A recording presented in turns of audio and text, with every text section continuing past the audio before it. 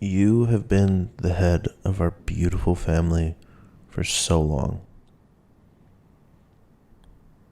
You'll be leaving a legacy that will live on for generations through story. Everybody in the family knows those sarcastic facial expressions you made and can nearly copy them, especially your children. Because it took just that look for anyone to lose an argument to you, and nobody was safe from it. It's such a small detail that means so much to me. I actually even remember during one of our family parties, I might have been one of the first ones to arrive, and as usual, I hugged and kissed everybody, including you. And then halfway through the party, you looked at me weird and asked, "When did you get here?" And I told you that I've been here the whole time, that I greeted you from the beginning, but you gave me that look no matter what I said. So I just had to accept that I was wrong. Your cottage was always the central spot for our family.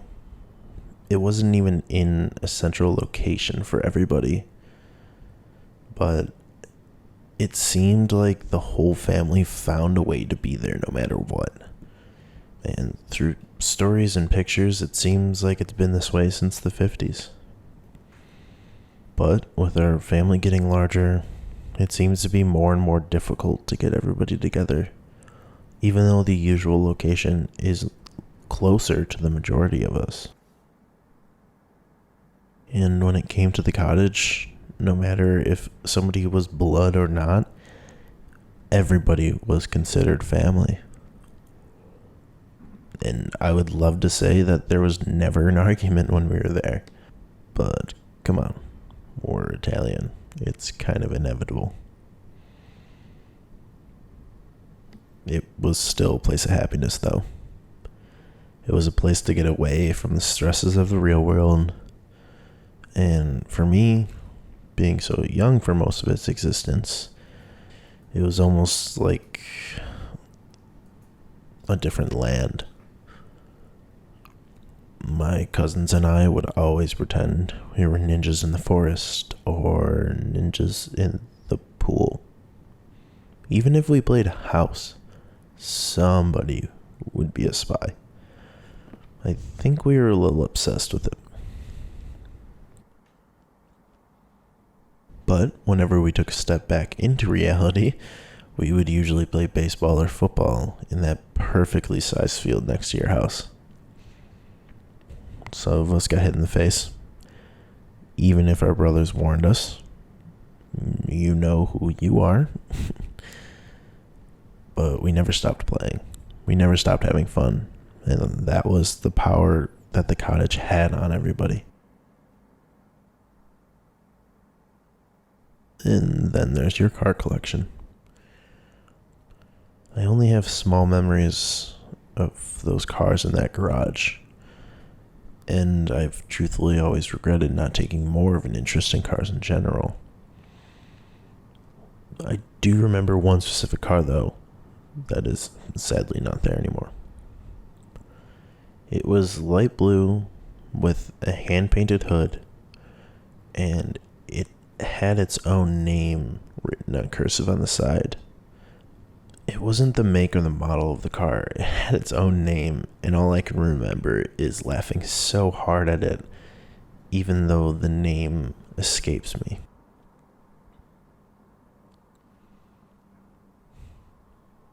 Nevertheless, the hood had this tiger lady figure on it.